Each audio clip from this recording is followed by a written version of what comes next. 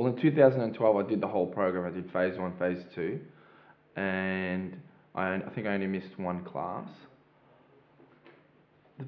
There's so many big things. I think the first big thing was all the different types of violence, because I was one of these blokes that believed I wasn't violent because I wasn't physically violent. I didn't hit my partner, but with education and chats in the group, I realised there's far more painful and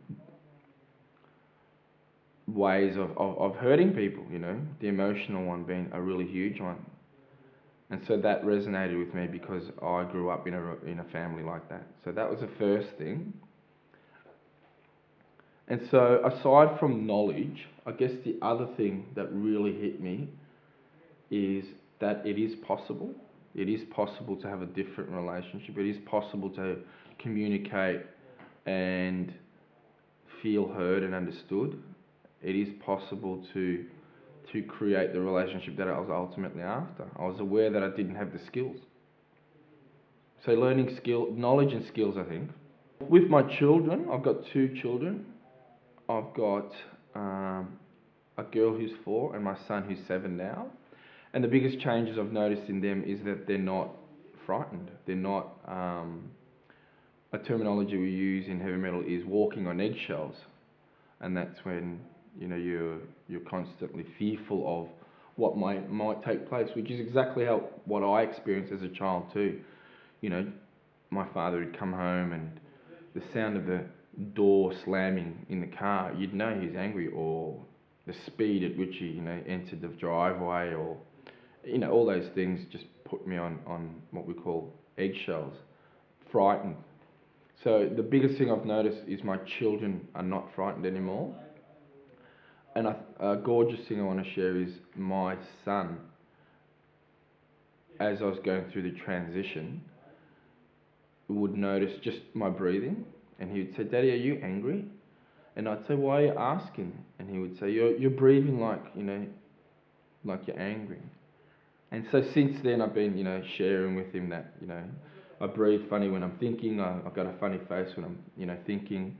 But he recalls it as the moments when I was angry and yelling and screaming and smacking him.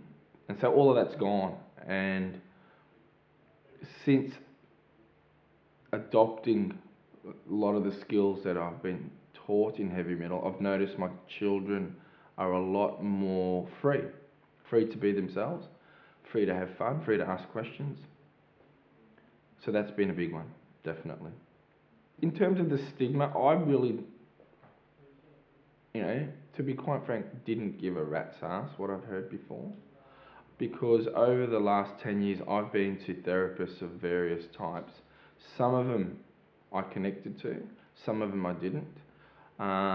It was really evident to me after the chat I had with David Nugent that the person who was facilitating my behavioural change and learning how to manage my anger had to have experience. Because I've had, over the last 10 years, many chats with people who, and only one-on-ones, that, you know, didn't have the experience, didn't know where I was coming from, and so I couldn't connect to them, I couldn't trust them.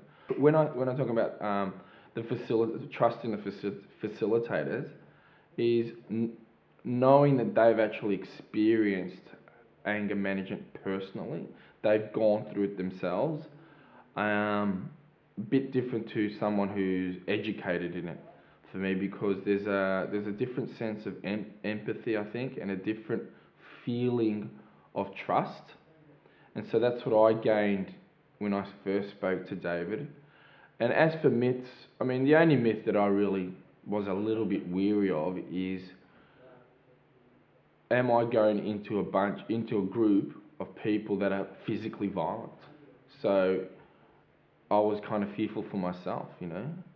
But apart from that, my focus was to regain the trust that I'd lost from my partner and my kids,